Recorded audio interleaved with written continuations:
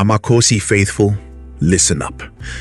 After years of watching your beloved Kaizer Chiefs stumble through one disappointing season after another, the club has finally pulled the trigger on a move that could either spark a revival or leave everyone asking more questions. Fernando da Cruz is officially the new head coach. A French-born tactician with a UEFA Pro license, walking into Arena with a 2-year deal and big expectations. Is this the man who ends the trophy drought, or just another name on the managerial merry-go-round? Bucks and Downs fans are probably smirking right now, but Chiefs supporters, this one hits different. Let's talk real. We all know the story with Kaizer Chiefs lately.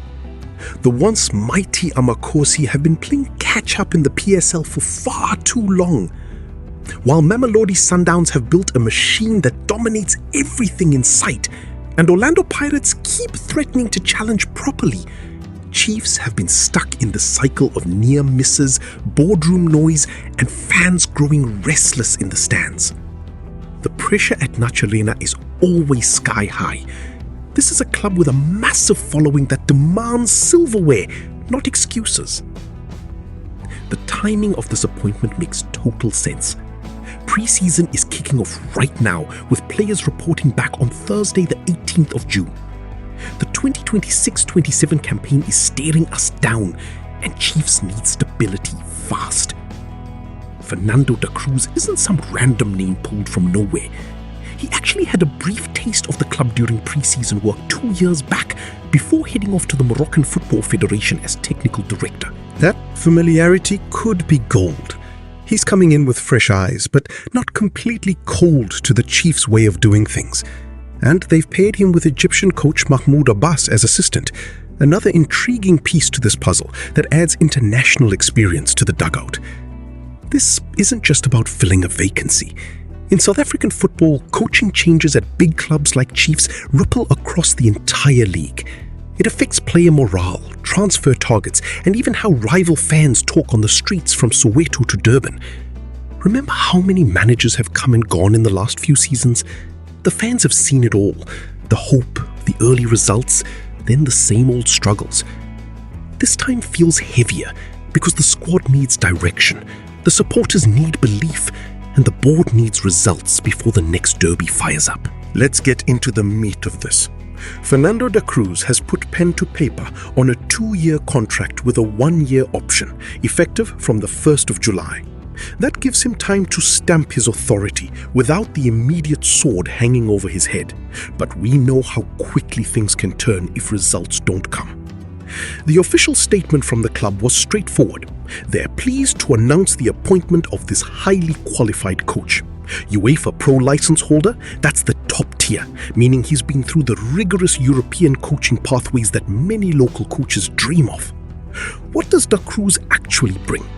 From his time in Morocco, he was involved at a high level with the federation, shaping technical standards, youth development pathways, and senior team strategies. That's not small stuff. In a league where tactical discipline often separates the champions from the chasers, his European background combined with African football exposure could be the perfect blend for Chiefs. Think structured pressing, quick transitions, and getting the best out of the talented but sometimes inconsistent squad they have. The assistant appointment of Mahmoud Abbas adds another layer. Egyptian coaches often bring that North African intensity, tactical astuteness, man management skills honed in passionate environments, and an understanding of how to handle big club pressure. Together, this duo could modernize the Chiefs setup, especially in set-piece organization and defensive shape, areas where Amakhosi have leaked points too often recently. Let's talk player impact. Veterans in the squad will be studying this new coach closely. Will da Cruz favor a 4-3-3 or something more fluid like a 4-2-3-1? How will he handle the creative talents who need freedom but also defensive responsibility? Youngsters coming through the academy will see this as a chance to impress early. Pre-season starting now means da Cruz hits the ground running. Fitness tests, tactical drills, and building that squad cohesion before competitive matches begin. Historically, Chiefs have always thrived when they had strong, charismatic leaders on the touchline who connected with the passionate fan base. Think back to the glory years when the club dominated domestically and even made noise in Africa. Those teams had identity, fight, and belief.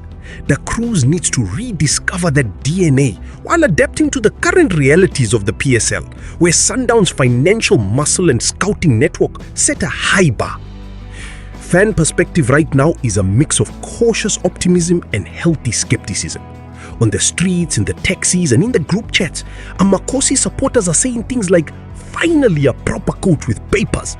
But also, "We've heard this before, show us on the pitch." The derby rivalry with Pirates will be the first real temperature check. Those Soweto clashes are never just about 3 points. They carry the weight of bragging rights, cultural pride, and years of history. If Da Cruz can get a result in his early derbies, the mood will shift dramatically. Chiefs fans, be honest in the comments. Are you genuinely excited about Fernando da Cruz, or is this just another appointment that needs proving?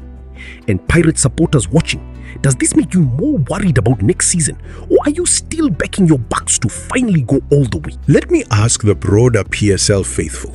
Is this the kind of move that can close the gap on Mamelodi Sundowns? Or will the Chile boys and others continue to struggle against the big three?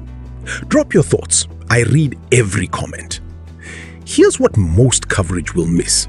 This appointment could have serious ripple effects beyond just Chiefs results.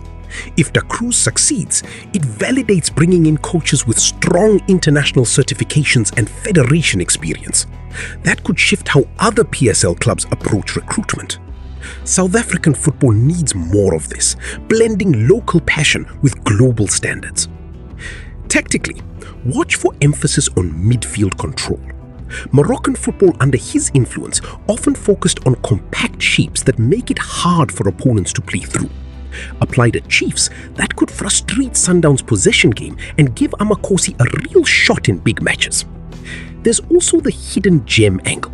Da Cruz's background suggests he'll identify undervalued players in the market or within the squad who can step up. 1 or 2 smart signings combined with this coaching setup could transform the squad faster than people expect. For the title race, this is massive. Sundowns remain favourites, but any sign of Chiefs building momentum creates that pressure which makes leagues exciting. Relegation-threatened sides will also feel it. No easy points against a revitalized Amakhosi. Long-term, this could stabilize one of the country's biggest clubs and lift the overall standard of the PSL. That benefits everyone who loves South African football. Prediction time. I see Da Cruz guiding Chiefs to a top 3 finish in his first season, with real title contention by year 2 if the board backs him properly. Bold? Maybe, but the ingredients are there. Kaizer Chiefs have made a significant statement by bringing in Fernando da Cruz and Mahmoud Abbas. This isn't just another coach, it's a calculated attempt to restore the Amakhosi glory and give the massive fan base something real to believe in ahead of the 2026-27 season. From pre-season starting now to the tactical shifts coming in July, the next few months will define whether this gamble pays off. The PSL is about to get even more interesting. Amakhosi are coming, and the rest of the league better take notice. Drop your thoughts in the comments right now. Who's winning the league this season? And what do you make of the new Chiefs coach? Like if you're an AfriScore Day 1. Subscribe for daily PSL truth. And turn on notifications so you never miss the real breakdown. Let's keep the conversation going, family. See you in the next one.